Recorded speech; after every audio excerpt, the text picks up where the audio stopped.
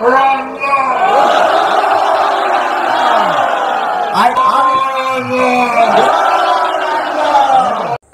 কৃষ্ণ। আজকে আমরা নবদ্বীপ ধামের বিষয় জানবো। ধামের 9টা দ্বীপের সম্বন্ধে কিছুটা আমরা সংক্ষিপ্ত আলোচনা করছিলাম।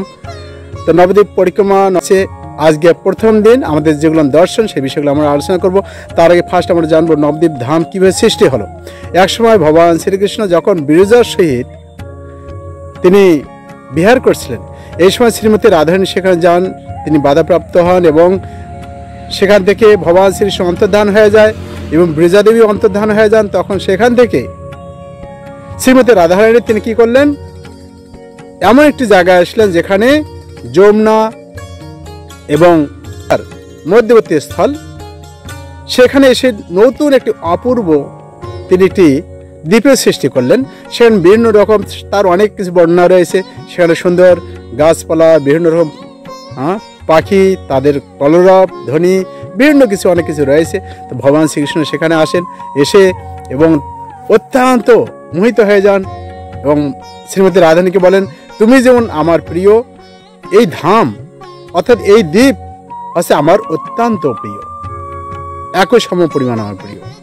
তো শ্রীমতী রাধারানী এই দ্বীপকে সৃষ্টি করেছিলেন। নবদ্বীপ কেন নাম হলো? 9টা দিয়া রয়েছে, অর্থাৎ 9টা দ্বীপ রয়েছে, 9টা দ্বীপের সমন্বয় হয়ে এই নদিয়া। এই দ্বীপটার নাম হচ্ছে নদিয়া, অর্থাৎ 9টা দ্বীপ সমন্বিত। এর অনেক অনেক মাহাত্ম্য রয়েছে। যাই হোক, এই বিষয়ে আমরা বিস্তারিত আলোচনা করবো না, আরো সংক্ষিপ্তভাবে জানলাম নবদ্বীপ ধাম কিভাবে সৃষ্টি হলো। তো আজকে প্রথম দর্শন আমরা গিয়েছিলাম গোরাদহ, যেখানে অর্থাৎ একটি কুমির, তার পূর্ববর্তী অনেক কাহিনী রয়েছে। একটি কুমিরকে কিভাবে উদ্ধার প্রাপ্ত করেন শ্রী চৈতন্য মহাপ্রভু সেখানে গিয়েছিলেন এবং সেখানে এতই মাহাত্ম্য রয়েছে যে বিশেষ করে বৈষ্ণব সেখানে ধুলা গড়াগড়ি দিয়েছেন। আপনারা দেখতে পাচ্ছেন যে বিশেষ করে কিভাবে সেখানে আমবাগান রয়েছে, আমবাগানে ভক্তরা উদ্যন্ত কীর্তন করছেন, নিত্য কীর্তন এবং ধুলা গড়াগড়ি দিচ্ছেন। মহাপ্রভু অত্যন্ত প্রসন্ন হন এই জায়গায়, অর্থাৎ গোরা দহ, অর্থাৎ দহ মানে একটি দহ ছিল, মানে পুষ্করণী ছিল, আর একটি কুমিরকে মহাপ্রভু উদ্ধার করছিলেন। সেখান থেকে আমরা পরবর্তীতে আসি, সেটি হচ্ছে ভক্তিবিনোদ ঠাকুরের বাড়ি, অর্থাৎ দ্বীপ যেটাকে বলা হচ্ছে গদ্যম দ্বীপ বলতে আছে সানন্দা সুখদা কুঞ্জ। সানন্দা সুখদা কুঞ্জ, সেখানে ভক্তিবিনোদ ঠাকুরের বাড়ি রয়েছে। আর এই বাড়ি থেকে আমরা দেখতে পাচ্ছি এখানে অনেক কিছু রয়েছে তার দর্শনীয় জায়গা, বিশেষ করে গৌর গদাধর এবং ভক্তিবিনোদ ঠাকুরের সেখানে বিগ্রহ রয়েছে। এক সাইডে গৌরকৃষ্ণদাসবাজি মহারাজ সমাধি রয়েছে। ভক্তিবিনোদ ঠাকুর ভক্তি সুন্দর যে ঘরে ছিলেন সেগুলো আমরা দেখতে পাচ্ছি এবং বিশেষ করে সেখানে তিনি কি কি ব্যবহার করতেন সে বিষয়গুলো রয়েছে।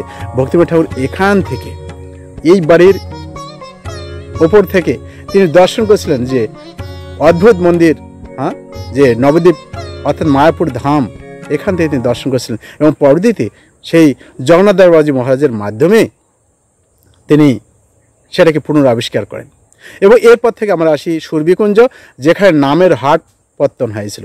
সুরভি গাবিকে নিয়ে ইন্দ্রদেব এসেছিলেন। ইন্দ্রদেব কেননা বৃন্দাবনে তিনি অপরাধ করেছিলেন, 7 দিন বৃষ্টি দিয়েছিলেন। তো তিনি দেখলেন যে আমার তো অপরাধ হয়েছে, এই অপরাধ থেকে ক্ষমা পাওয়ার একমাত্র উপায় কি, যাতে আমি এর পরবর্তী লীলায় অর্থাৎ গৌর লীলায় যাতে অপরাধ না করি, তিনি এখানে এসেছিলেন। এটা হচ্ছে সুরভিকুঞ্জ, অর্থাৎ নিত্যানন্দ প্রভু নামের হাট পত্তন করেছিলেন। এরপরে হচ্ছে জগন্নাথ মন্দির, অর্থাৎ ইস্কন পরিচালিত একটি মন্দির রয়েছে আরাগ্য, যেখানে এটি মেডিকেলও রয়েছে প্লাস সেখানে স্কুল রয়েছে, বিশেষ করে ভক্তি বেদান্ত আরাগ্য হসপিটাল। এর পরবর্তীতে আমরা আসি অর্থাৎ হংসবাহন শিব। হংসবাহন শিব, ভগবান শিবজি দেখলেন এখানে তো গৌর কথা হচ্ছে, এর পাশেই হচ্ছে কুরুক্ষেত্র এবং নৈমিষারণ্য রয়েছে। তো এখানে এই নৈমিষারণ্যে কী হয়েছিল, গৌর কথা হয়েছিল। তো শিবজি দেখলেন যে আমি যদি আমার অর্থাৎ কারে করে যাই, ওনার কার কী ছিল, মহিষ ছিল তাই না, অর্থাৎ ষাঁড় ছিল। তো এই ষাঁড়ের মধ্যে যদি তিনি যান, তার যে বাহন, যেতে অনেক লেট হয়ে যাবে। এই যে তিনি কি করলেন, ব্রহ্মাজিকে বললেন যে আপনার একটু বাহনটা আমাকে প্রদান করুন।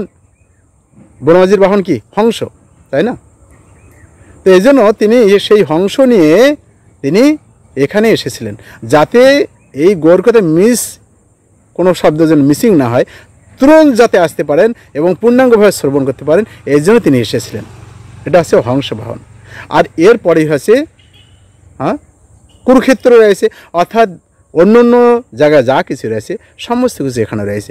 এমনও বর্ণনা রয়েছে শাস্ত্রে, যদি শত বৎসর শত যে 7টা যে তীর্থ রয়েছে, সমস্ত কিছু তীর্থে গিয়ে যদি তারা যদি কিছু কার্য করেন, কিন্তু নবদ্বীপে এক রাত্রি বাস করলে তাহা পাই।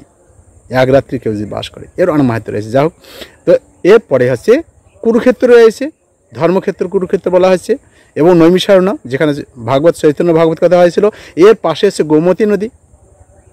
আর এরপর হচ্ছে পুষ্কর। পুষ্কর তীর্থ থেকে আমরা কালকে দর্শন করব। তাহলে আজকে আমরা দর্শন করলাম গোড়াদহ, মহাপ্রভুর বিশেষ কৃপা তিনি করেন সেখানে। এরপর আছে ভক্তিময় ঠাকুরের বাড়ি, সুরভিকুঞ্জ এবং জগন্নাথ মন্দির এবং হংসবাহন শিব, কুরুক্ষেত্র, নৈমিষারণ্য, গোমতী নদী। তা আপনারা দেখতে পাচ্ছেন সেখানকার বিষয় এবং দর্শনীয় জায়গা আপনারা দর্শন করুন। আমরা চেষ্টা করব নেক্সট প্রতি দ্বীপে আমরা গিয়ে সেখানকার বিষয়ে আলোচনা করব।